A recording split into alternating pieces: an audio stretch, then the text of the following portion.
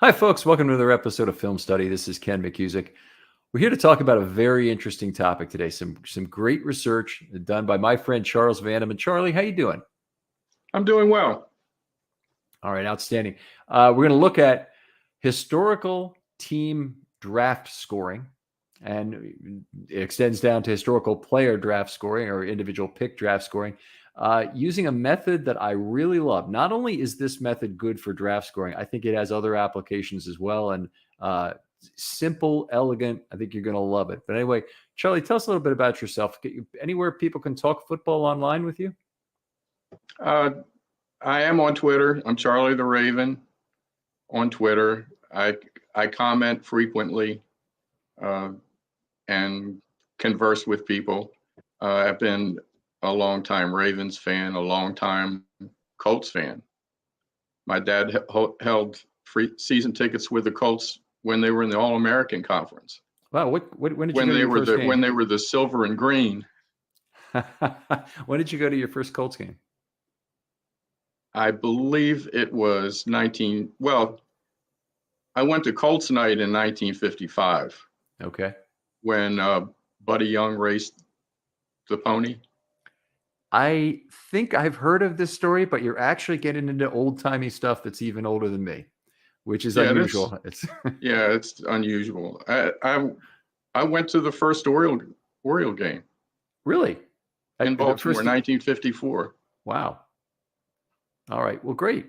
We appreciate you coming on the show and giving us some good information here. So let's start it off with the JJ point scale in general. We mentioned that as if everybody knows what it is off the top, but Jimmy Johnson invented us. And tell us a little bit about it in terms of how it ranks draft picks. And how it ranks draft picks is it basically assigns a point value to each pick that descends from the first to the last, which could be 220 something through 7 rounds currently.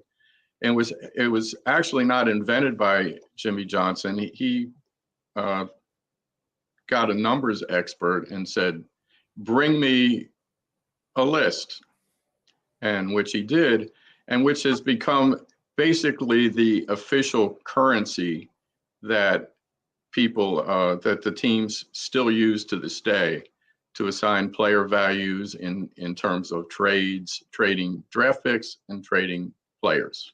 Yeah, really, you can predict on draft night what's going to be traded when you hear what a team's giving up. It usually means a trade down to the next pick by the next team, and you can almost always assign what the other value is by looking at the JJ chart and just figuring out what the difference in value of 2 picks is. So it's really served the test of time. A lot of people believe now in flatter valuations.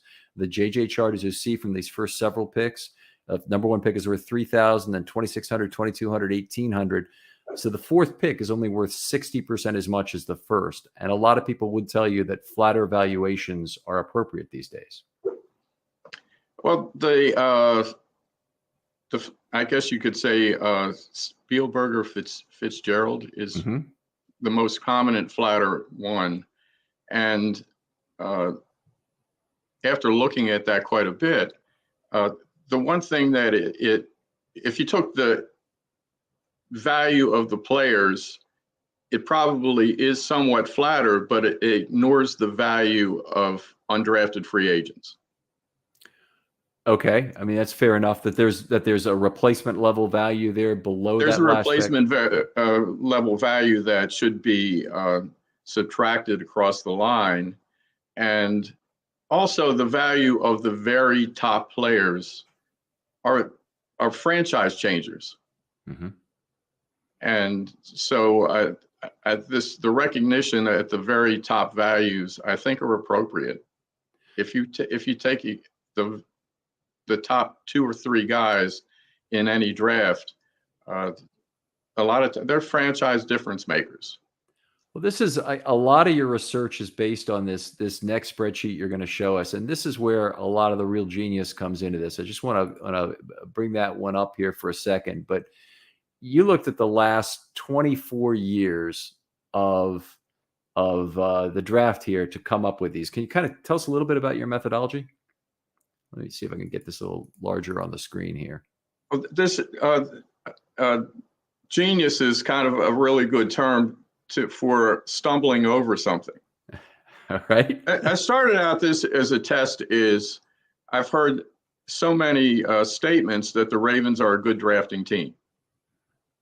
And like a lot of things that we hear today is you hear a lot of statements with no evidence to support it. So I said, okay, let's do some kind of a test of this. So I started with the idea of the currency is JJ points. So we'll talk about the JJ points you get to spend at the draft, and then the JJ points value of the players that you end up spending your points for. And so I started this, and I kind of started like, okay, let's do something to compare it. I'm going to do this, the Ravens against the stinking Steelers. Mm-hmm. Through the history of the Ravens. Now, in both of the cases of the Steelers versus the Ravens in this time period, it's not relevant to most teams over 24 years, but these are two teams that basically have the same leadership in place over that entire time. So really talking about the legacy of both of the franchises. So it was like a back and forth and everything. And I started to it didn't take long before you realize that the team with the first pick can never win. Mm-hmm.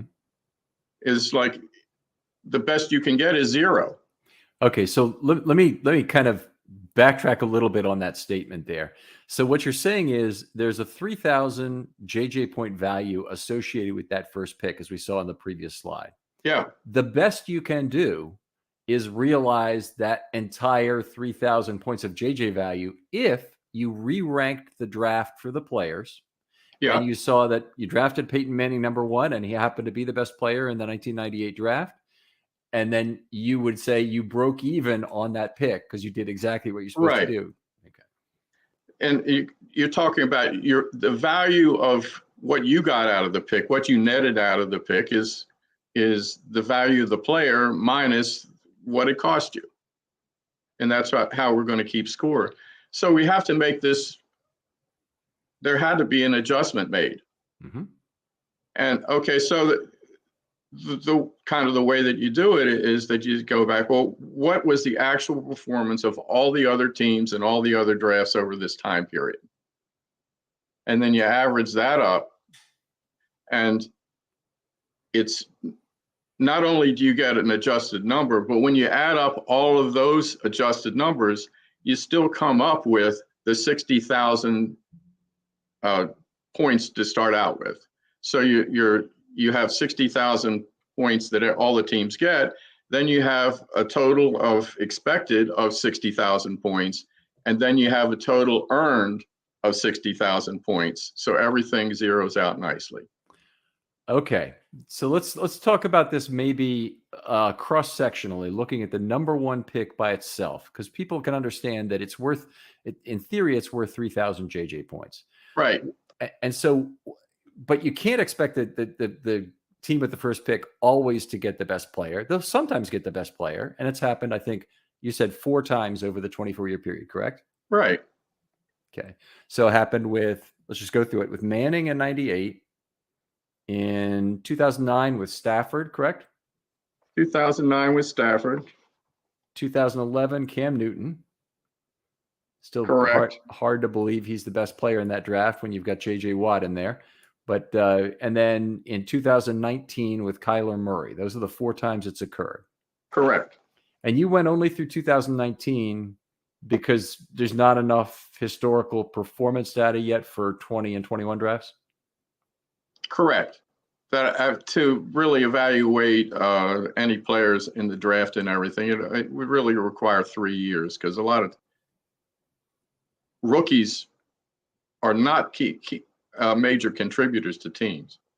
Okay, when I looked at the components of contribution to a team's performance and everything, undrafted free agents are almost double the contribution of rookies in any season, which I found kind of surprising. In the first season? In a rookie's first season, the contribution of the rookies is less than that of players that were undrafted. Of all tenures, or those also rookie all tenures? Okay, that makes sense. And I even put that to the test of 2018, the historic draft year of the Ravens. The contribution of the undrafted players in that team was almost double that of that fabulous rookie class. I'd have to go through and really understand that was true. I mean, obviously, the players like Patrick Ricard and Michael Pierce were still around. I'm trying to think of who else was really contributing at a level. Mm-hmm. Peanut. Okay, those are good ones. There's a lot of the guys there that I have that on a spreadsheet somewhere, but that's all right. I want to stay focused on this if we can here. Yeah. So okay. We're looking at the 24 players then that have been drafted number one between 96 and 2019. And what you determined was that if you re-ranked where all of those players were and then assigned that JJ point value to the pick. So for example, in 1996, the very first overall pick was Keyshawn Johnson. He ended up actually being, I think, about the 12th best player in that draft. Is that correct? I think so. Something like that. So the 12th pick overall is worth 1,200 points. And so what you've done in the 1996, in this upper left entry, is said that pick was worth 1,200 in terms of JJ points. That's how it actually ended up on a re-rank basis.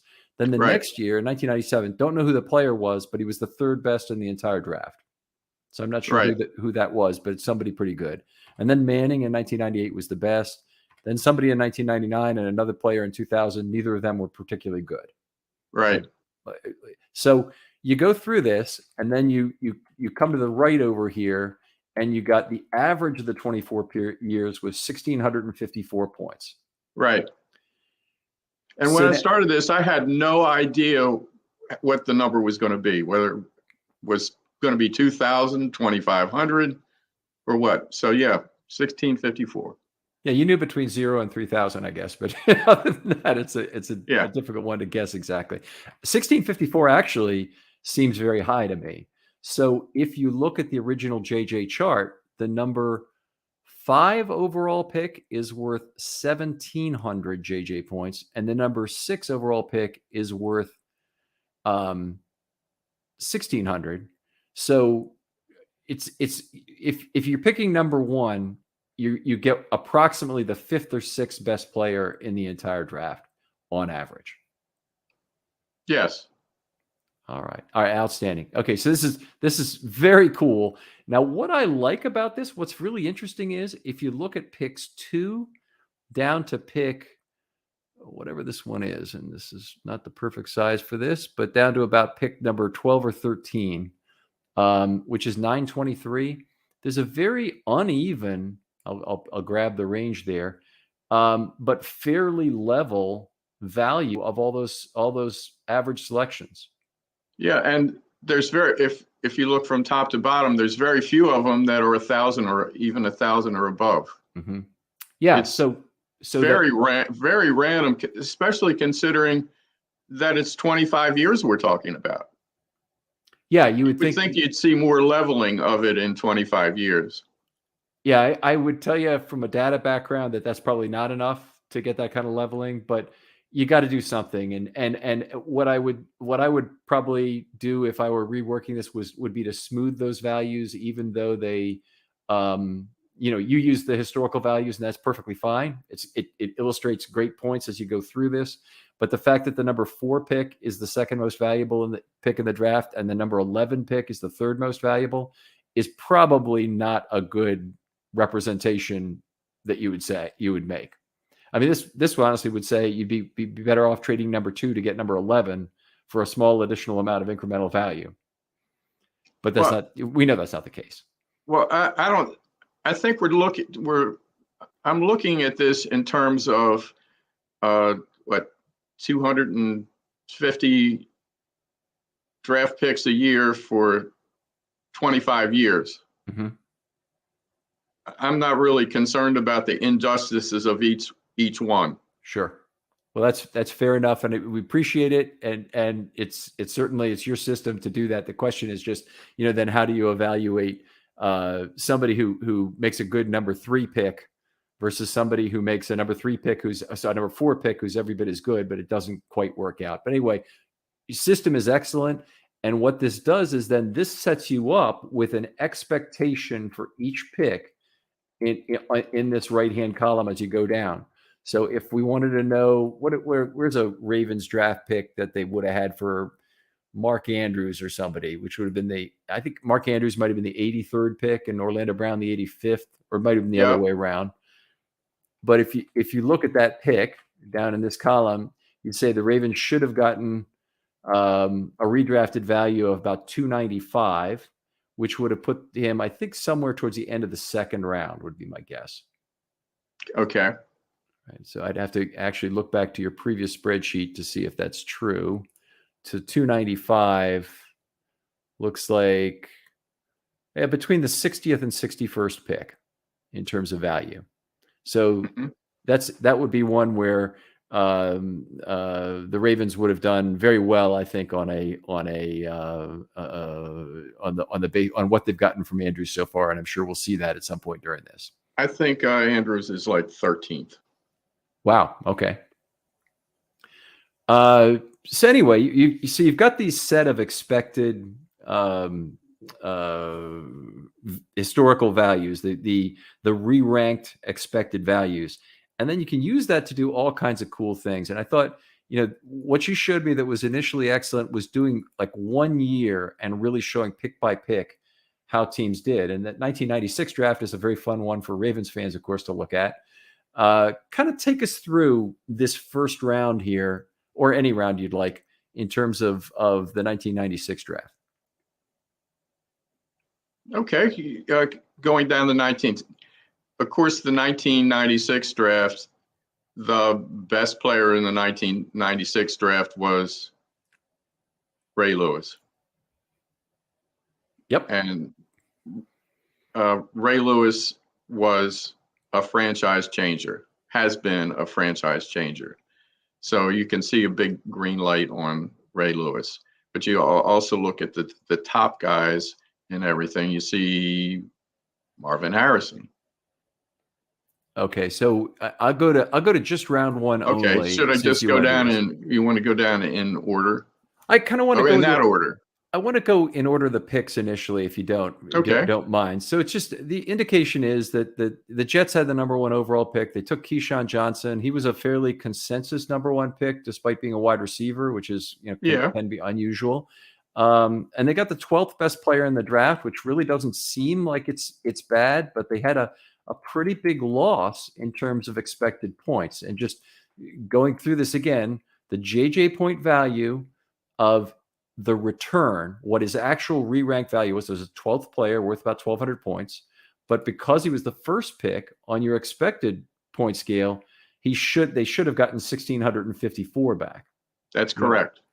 And so they lost 454 in terms of, is there kind of their draft score for that pick? That's correct. The score for the pick. All right. Not the score for the player. Keyshawn Johnson was a really good player. Very good player. So we're not rating the player in as far as our net. We're really the score for your pick. What did you get for your money? All right, outstanding. Then you've got Kevin Hardy of Jacksonville, number 2, also a pretty good player. Would have been re-ranked. He was the 27th best by Career AV, but not what you want in the number 2 overall pick, and a negative 312 score on that. Correct. And then, all right. Okay. A lot of people thought Arizona would draft Jonathan Ogden with the number 3 pick. They didn't. They drafted Simeon Rice instead. Now, this is where you get kind of a funny thing about the expected scale here, is that the Simeon Rice pick gets a slightly higher score than the Jonathan Ogden pick at number 4. Now, re-ranked on that basis, Ogden was the 6th best player in the draft, and Simeon Rice only the 9th. But because the expected scores have worked out how they have over the last 24 years, you get a slight difference there that makes Rice a slightly higher scored draft pick than Jonathan Ogden. Yes. Okay. So just going strictly with historical data, and that's cool. Then you have Cedric Jones. We don't even talk about him. I don't even know if I know enough about his career to talk about him. But Lawrence Phillips is one of the worst draft picks of all time, and obviously crisscrossed with the Ravens in terms of Modell's history and desire to draft him, and the 5-hour dinner they had together. He must have had a good dinner. So I was just going to say,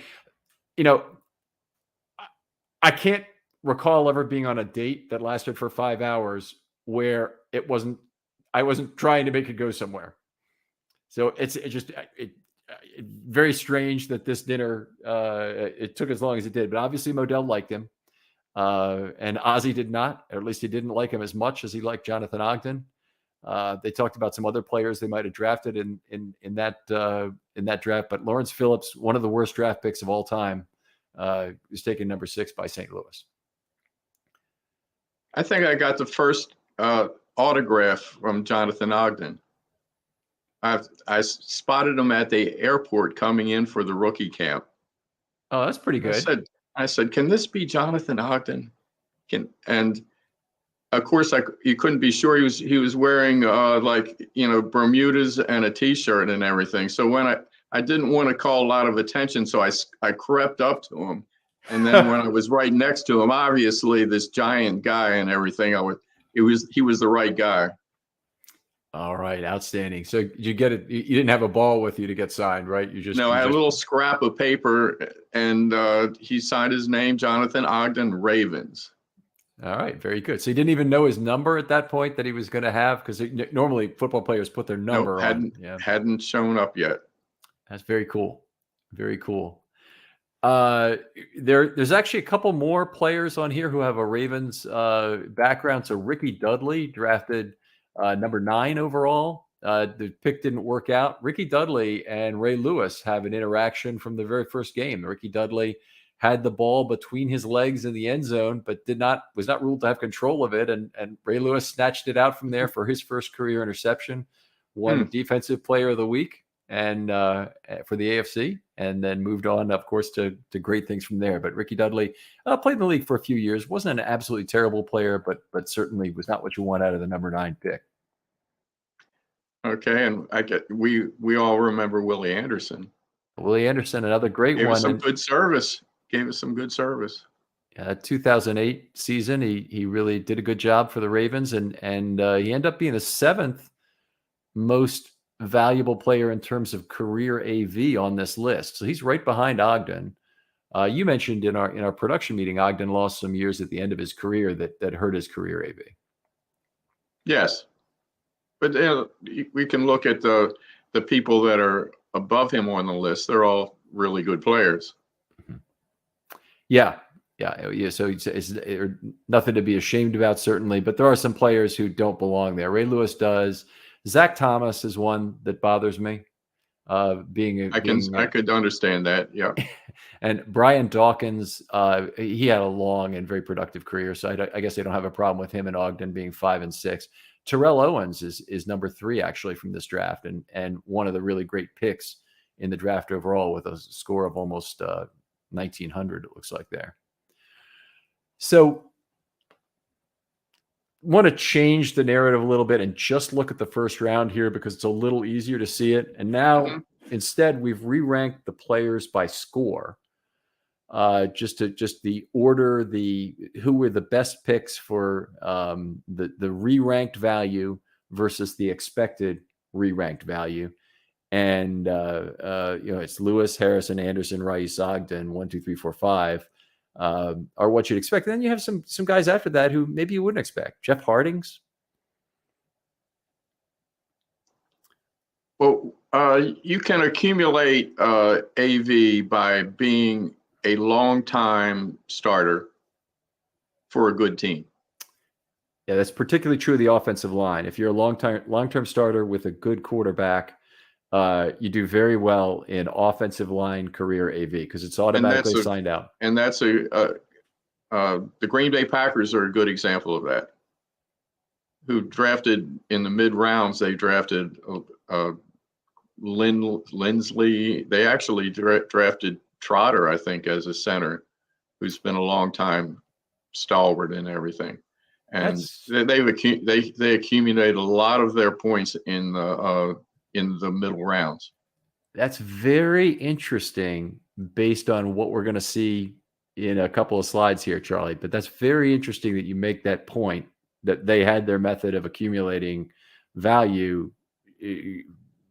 They had some other great picks. I mean, Aaron Rodgers, fantastic pick, but that's interesting that a lot of it comes from offensive line people. So we just go through this first round here, and Okay. you start at the top people. It goes down to Lawrence Phillips, who was the worst. Actually, Alex Molden was terrible. Drafted number 11 overall, never really did anything. And 11 is one of the valuable picks. So Cedric Jones and Molden are actually close to Phillips in terms of being at the bottom of this draft in terms of value relative to expected. Yeah, and I think the moral of this story, if you want to score well as a team in the draft, don't blow it in the first round. There you go. Yeah, that's a good one because it's a high leverage pick is the way to think of it. So you can lose hundreds, and if you go down the rest of the draft in 1996, you'll see as you go into the later rounds, like as you go into say the fourth round, the gamble becomes much less. It starts at number 98 here. Now there was a big win. Donnie Edwards is a big win with plus 992, but the biggest loss in the round looks to be 264 points for anybody drafted in round 4. So it's just not the same side of gamble, not the same leverage on that gamble that you have in the first round. Exactly. All right. Outstanding stuff. Really outstanding stuff. So we've looked at the 1996 draft, and now I think that we want to look at the all-time draft. Is that what's next? Sure. Meaning the team things. So tell us what you did with this sheet, because this is each team, their statistics over these entire 24 years, correct? From 96 to 2019. Correct. Tell us a little. Go ahead. First column is all the JJ points that your team had in those 25 years added up. Simple. Okay, so let's look. So the Ravens had 42,227 JJ points. And down here is at the very bottom is the average JJ points each team has per year. Per year. Okay, so if I grab my calculator for a second and I multiply 1,915, I could actually do this in a spreadsheet. I would get 45,960 is the average amount of JJ capital by team. And so the Ravens are actually about 3,000 below that. They did not have, they did have high JJ value in the early years, but they haven't had it since when they've been drafting towards the end of the first round. Exactly. Yeah. And you can see like the Steelers had the least JJ points going into the draft of all the teams. Okay. Over the 25 years. All right. Outstanding. And then that JJ draft capital, as we discussed a lot on that second slide, is not enough. So you had to kind of transform that into this expected re-rank JJ. That's exactly the same thing. Is for the draft picks that you had, what was the expected? What was the league performance for those draft picks?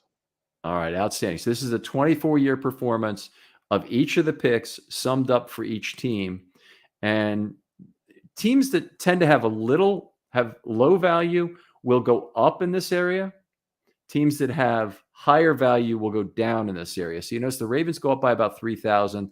The Steelers and Packers each take a significant jump on the re-rank basis because they're drafting towards the end of the first round a lot. And then a team like the Browns goes way down because they have several 3,000 picks on JJ that are really only 1654s in this column. Right. Exactly. All right. And then we go over to column D and we get the actual re-ranked. And Oh, no. that This is that's the actual value of the players that you got. Okay, so those are, you re-ranked all of these 24 drafts.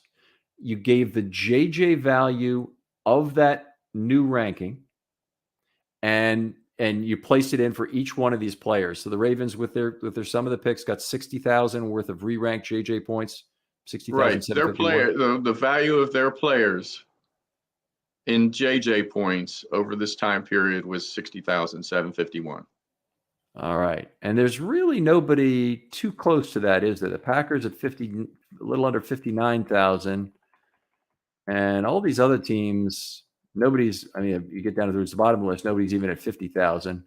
So the Ravens really stand ahead in terms of just the total value of players extracted from the draft, not before you even consider relative to expected. That's true. Even before you consider expectations, even though the Ravens had less than average draft capital to walk in with, they ended up with the most in player values over this time period. Okay. All right. Outstanding. And then we have the aggregate score. And this is for every draft pick totaled in Ravens history. And you sent me another spreadsheet that I really want to discuss with you in a separate pod of all the Ravens draft picks, one by one, scored by this methodology. And right. That's very interesting. I think we'd spend an hour going through that, Charlie. So I'd rather not do it on this particular call. But I love this method. I think it's got so many other uses. What did you take from it in terms of these scores? You were originally looking at the Ravens versus the Steelers. The Steelers certainly one of the Ravens' big draft competitors.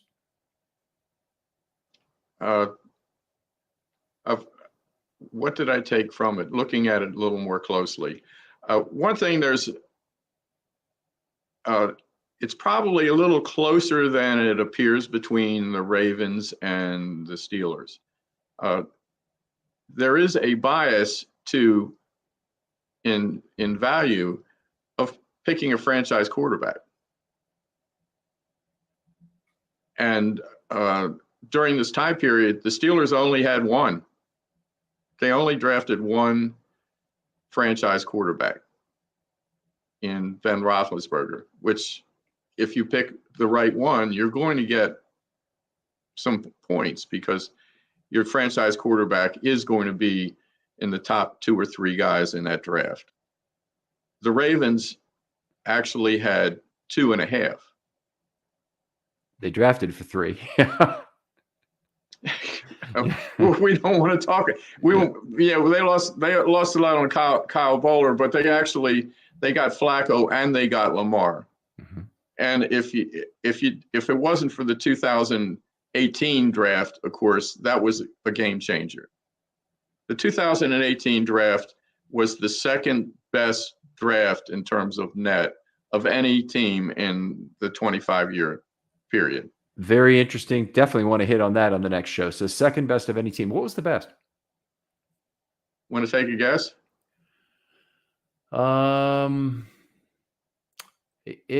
Did the Steelers get both Roethlisberger and Polamalu in the same year? No, they were consecutive years. Aaron Rodgers, Packers draft, maybe? No. Okay. Seattle Seahawks 2012. They drafted Wilson and Wagner in the second and third rounds, who were the top 2 players in that draft. Wow. Okay. So they got 5,600 points out of those 2 players. You'd have to really mess it up otherwise. So the Ravens' total aggregate score for the 96 draft was how much? Or for the 18 draft was how much? In terms of net, about 4,500. 4,500. So you mentioned that they got 5,600 from 2 players, and they only had 1,900 overall. Actually, I don't know that. They had 1,900 on 1,900 is what an average team has, 1,915. But the Seahawks might have had less than that, or they might have had more. The Seahawks net was 4,500 too. It's just a little. It was in the 4,000s, just a little more than the Ravens. All right. The Ravens had 4 players who were within the top 32. That is very impressive for one draft. It was very impressive for when 2 players in the top 32 is a great draft for any team. So the others were Andrews, Brown, Lamar, and who am I forgetting? Not Hayden Hurst. So who's the other guy that I'm forgetting about? Bozeman. Okay, Bozeman in the top 32. Wow, that's great. A starting lineup on the steamroller teams from day one, not day one in his rookie year, but he took over a starting role early in his rookie year. Very, very. So he was 30, 31, but easy to overlook that one. Okay. All right, outstanding. Charlie's great stuff, and like I said, I thought this would just be a really cool way to look at a number of other things that are really expectation based. Like what's your probability of winning a championship if you get into the playoffs based on maybe your seeding, and you can look back historically and see, well, if the number 1 seed has won the championship 25% of the time, and the number 6 seed has won it 8% of the time or something, then you can look through and calculate expected championships based on your seeding and seeing if you're making that work. This is a legacy exercise. So in terms of winning Super Bowls and everything, I think you're talking about 4 or 5 years of a draft. And I think you're very right, is when you hit on the draft for like 2 or 3 years in a row, you're going to catapult. And I mean, a good example is the Seahawks, because they hit on Earl Thomas and Cam. Chancellor. Cam Chancellor and Bam. Then the next year they hit on Sherman, and then the next year they hit on Wilson and Wagner. Bam, bam, bam, and they catapulted based on that. Like this game, it's good to have a solid base of players, but you need stars. And one of the things that you take away when you look at the composition of this is the Ravens feasted on their 15,000 points comes from their stars, which is kind of ironic when Ozzie said, "I'm just looking for doubles." When you looked at the Ravens going down, it's easy to take it for granted, but it's like Ray Lewis, Bam, Jonathan Ogden, then they come down to Ed Reed, then they hit on Suggs. They stumbled into Suggs. Remember, they were trying to take the quarterback, and they ended up. Haloti Ngata was one of the best in his time frame, was probably the best inside defensive tackle. And then you get you hit on Flacco and Rice in the same. And Rice is a good example of somebody who was a great player during a 3 or 4 time frame. Right. I want to go back to 2003 for a second, because the Suggs pick is an interesting one. He ended up being the very best player in that draft. Yes. And the Ravens did just luck into him, but doesn't mean that Carolina, with the pick previous, really messed up. They took Jordan Gross at number 8, and who got taken? It's Leftwich who got taken at number 7, right? Even Byron Leftwich ended up being not that terrible a player. And then right. Williams got taken behind him by the Vikings, who waited to pick. Yeah. Very, very interesting things. But they happen to luck into the very best luck into. They happen to be very fortunate the phone did not get answered and they drafted Leftwich. But then they did go down a little further. And if 11 is 10, then I got to go down to 21, right? So it'd be 22. And they didn't get a very good player in Kyle Bowler down here for the draft capital they expended. I'm not sure if that's the correct one or if this might even be the correct one below it, but it's one of these two, and it's not very good. Well, another part of the bowler nightmare is the next year we didn't take Aaron Rodgers because we just took Kyle Bowler. That was If we 2 hadn't years taken later. Kyle Bowler, we would have been looking for a quarterback, and Rodgers would have dropped to us. Yeah, or maybe we should have known by 2005 anyway. 2005, that's Rodgers' pick right there at number 24. Still waiting in that green room with those forlorn look on his face. Actually, I guess this was by that point that night they had already brought him up to Goodell's private suite because they were just feeling so sorry for him. Oh boy. It's good they learned from that experience. Now they have, players from multiple rounds that sit in that green room. So all the first round picks are basically protected from being. Well, Lamar Jackson waited too. Yeah. All right, Charlie. Outstanding stuff. Let's tell folks again where they can talk football with you online. I'm Charlie the Raven, and I'm at Charlie Vanneman. All right. Now you have your good old time Colts questions you want. Make sure you direct them to Charlie here. He's very knowledgeable, obviously, and I'm sure he can tell you all about Don Shinnick's career and Jackie Simpson, the defensive back for the 58 team, and all kinds of players if you wanted to. So were you there at Unitas's last game?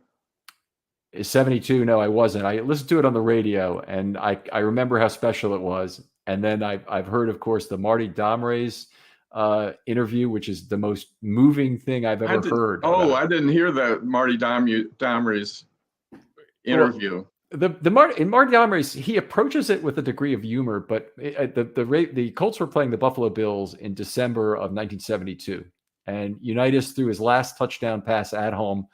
It was a little 5-yard flat pass to Roy Hinton, who avoided all sorts of traffic and ran for 63 yards. And the way Domres describes that in itself is entertaining. But he said, I was injured so Unitas can go in the game. And that was the highlight of my career. So he said, I thought he'd be a great guest. I tried to track him down. He's an investment guy out in, I think, California, someplace now. But he does not cling to his football lineage at all. And yet he has a special place in Colts fans' heart. Well, I was sitting in the first row of the upper deck, and right before the game, they passed out these pamphlets or a sheet of paper that says a plane's going to fly over and it's going to be hauling a sign that says Unitas we stand. And when you see that, stand up and motion for people behind you to stand up. And I felt awkward that I would have to be. I'm going to motion, and I'm going to be the only person that stands. And when the plane comes over, everybody stands up as this big, huge wave and starts screaming. And there was the girl in front of me. There was people that were crying. It was that emotional.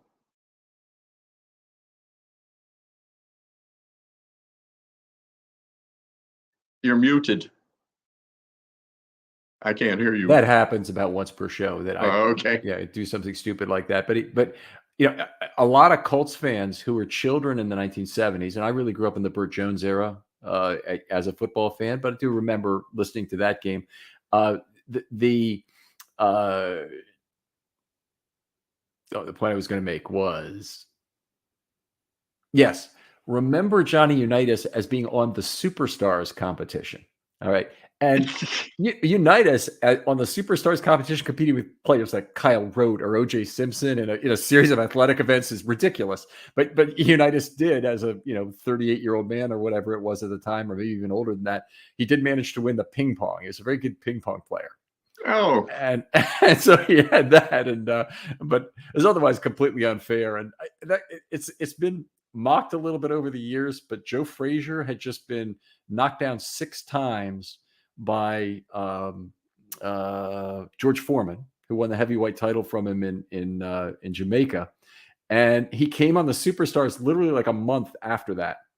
And he almost drowned in a swimming event. It's like, how do you put him in a swimming event? How did you decide? Because you only had to pick 7 of the 10 events you're going to participate in. And then he literally, he finished the lap of the pool walking on the bottom of the pool. So some funny stuff from that show. I used to love that. Yeah, that was memorable. And I was not a believer in Johnny Unitas. Is like, we had our athletic quarterback. I don't know if we had George Shaw. Okay. And George Shaw was like the first guy picked in the draft that year and everything, and he broke his ankle in the second year. He was our franchise. And this guy who can't run, who's wearing high top shoes and everything, he looked like a cripple from, and he was going to be our quarterback. I couldn't believe that. And I believe I got to go to his first game. I got to go to, in that time frame, I got to go to 1 game a year. My dad would let me go to 1 game a year. Mm-hmm. Otherwise, that was his date night with Mom. There you go. That's a good family. I can relate. Yeah, my mom was a saint, except when it came to football. And a famous event, we had a defensive end named Dom Joyce, mm-hmm. who was kind of a thug. Well, there was a play where he ripped off Les Richter's helmet and hit him over the head with it. And my mother said he got what he deserved. So she'd have been a fan of Kyle Turley in modern times and his goings on. Yeah. Charlie, outstanding to have you on the show. Okay. Really appreciate it. Other folks out there, I want to remind you, if you want to do a film study short, still some time before the regular season, and I can fit you in. I can even fit you in during the season. I plan to do shorts on Saturday. Give me a DM on Twitter. They're always open. I'm glad to hear from you. And that's how I met Charlie here in this outstanding research. Charlie, I hope we can bring you back for one more show to talk about the Ravens draft picks only throughout the years, because I think that's an interesting show in its own, and some very interesting kind of things show up about players who maybe had a lot of value for the Ravens, then left the Ravens and didn't have much value, or the other way around. Okay. All right. Enjoyed it a lot. And we'll talk to you next time. Thanks for having me. We'll talk to you next time Okay. on Film Study.